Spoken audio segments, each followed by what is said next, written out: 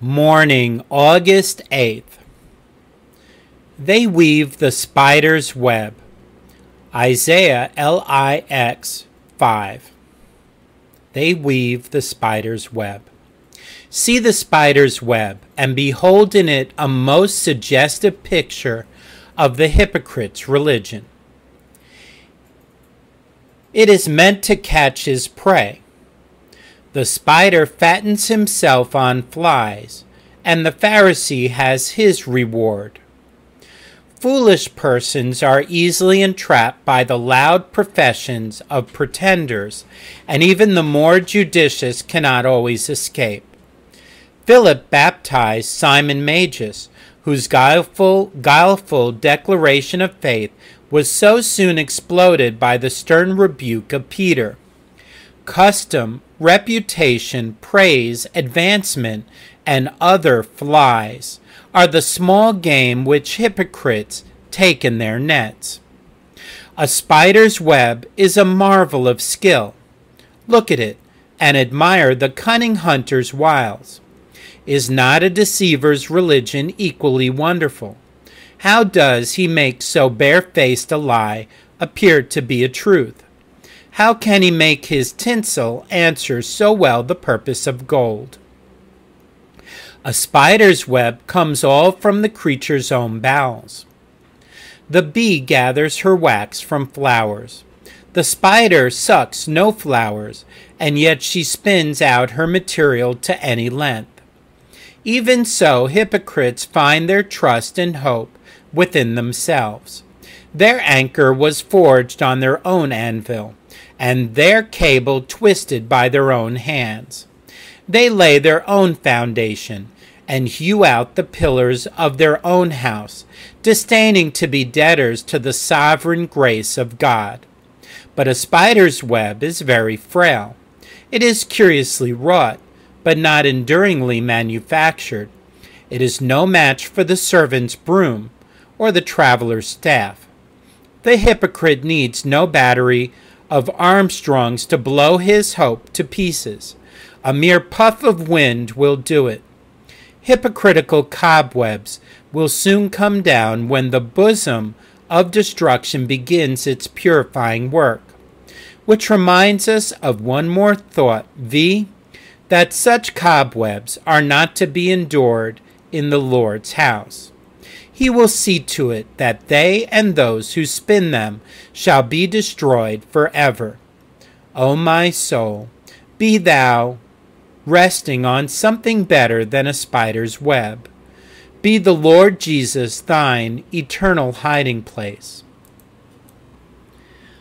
August 8th. They took knowledge of them that they had been with Jesus. Acts chapter 4, verse 13. If I think of the world, I get the impress of the world. If I think of my trials and sorrows, I get the impress of my trials and sorrows. If I think of my failures, I get the impress of my failures. If I think of Christ, I get the impress of Christ. August 8th. And for that you tell me of all these troubles that I am like to meet within the way. They are so far off from being to me a discouragement that they show I am in the right. Evening, August 8th. All things are possible to him that believeth. Mark chapter 9, verse 23. All things are possible to him that believeth. Many professed Christians are always doubting and fearing, and they forlornly think that this is the necessary state of believers. This is a mistake, for all things are possible to him that believeth.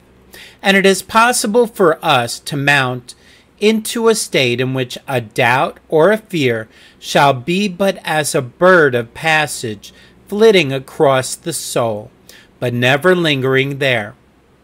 When you read of the high and sweet communions enjoyed by favored saints, you sigh and murmur in the chamber of your heart, "Alas, these are not for me."